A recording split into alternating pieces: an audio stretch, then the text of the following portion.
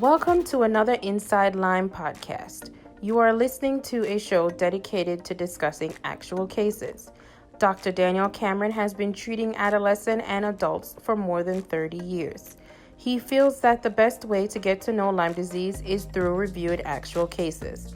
Please remember that the advice given is general and not intended as specific advice as to any particular patient.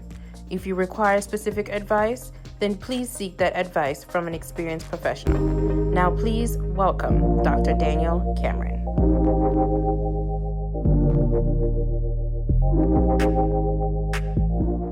Welcome to an Inside Lyme case study. I am Dr. Daniel Cameron. I find that the best way to get to know Lyme disease is through reviewing actual cases. I will be discussing a 5-week-old baby girl with Lyme disease. This case was described in the journal Pediatrics, written by Handel and colleagues in 2019. This paper reminds parents of the need to look for a tick bite and Lyme disease, even in babies. The authors described a healthy 5-week-old girl who was diagnosed with Lyme disease. The baby lived in Long Island, New York, an area endemic for Lyme disease. I practice in New York. The baby was rarely outdoor, but the family dog was allowed outdoors. The dog could have brought the baby in contact with the tick. Other researchers have reported a higher risk of Lyme disease in pet owners. The parents did not report seeing a tick. Instead, the parents removed an engorged black bug from behind her left ear 6 days before symptoms started, according to Handel and colleagues. This highlights the difficulties parents can face in recognizing a tick. The fact that the presumed tick was engorged was also important. The risk of Lyme disease from an engorged tick, that is, its belly is enlarged, is much higher. The number of spirochetes rises as a tick takes a blood meal. The spirochetes in a tick have more time to multiply and move from the midgut of the tick up to the salivary glands. The higher numbers of spirochetes in the salivary gland when the tick bites makes it more likely that the disease will be transmitted. The baby girl was diagnosed with early disseminated Lyme disease. The rashes were typical, what the authors described as multiple flat rings with peripheral blanching erythema. That is, if you press on it, it turns clear. A central clearing, that is, the center is clear and there's a more red on the outside. An outward expansion without tenderness or peripheral scaling. An outward expansion means that the rash was getting larger in size.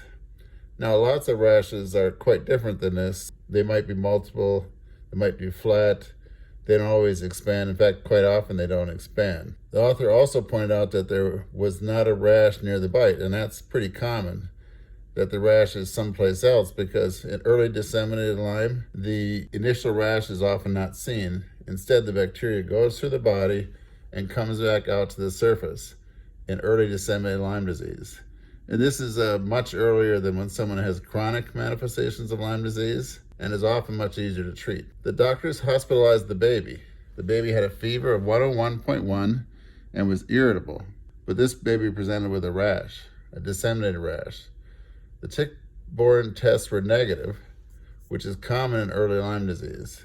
The Western blot test was not performed because many doctors only test for the ELISA, E-L-I-S-A, but not every spirochete and tick even has the ELISA. The doctors were concerned that the baby might suffer from Lyme meningitis.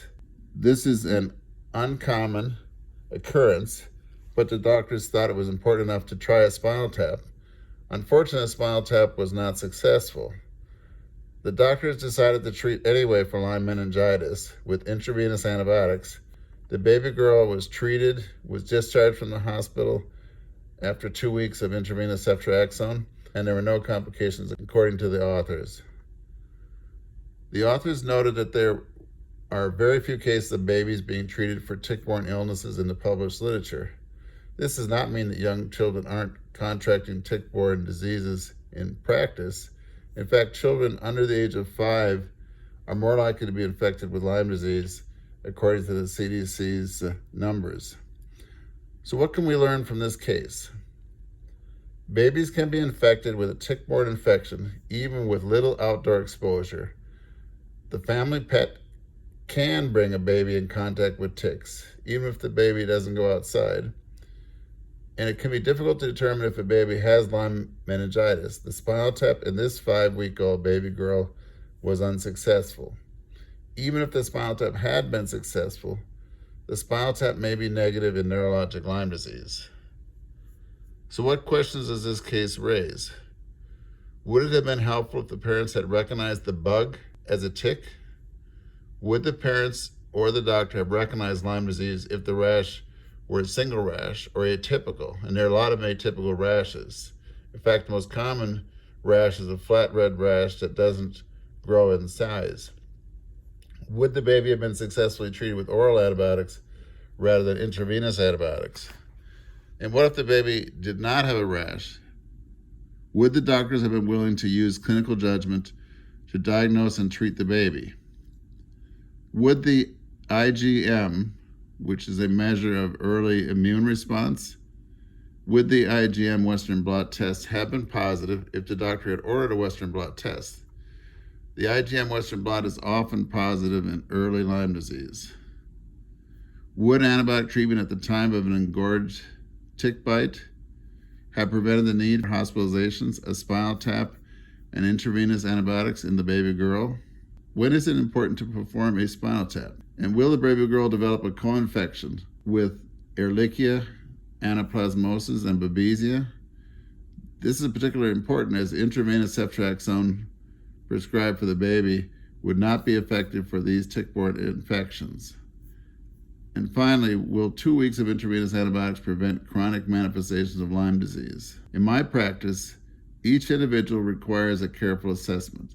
That's why I order tests for a broad range of illnesses like blood counts, liver and kidney function, thyroid function, lupus, and rheumatoid arthritis. I also order tick-borne panels as needed. And finally, I arrange consultations such as neurologists, rheumatologists, and ophthalmologists. Many patients are complex, as highlighted in this Inside Lyme podcast series.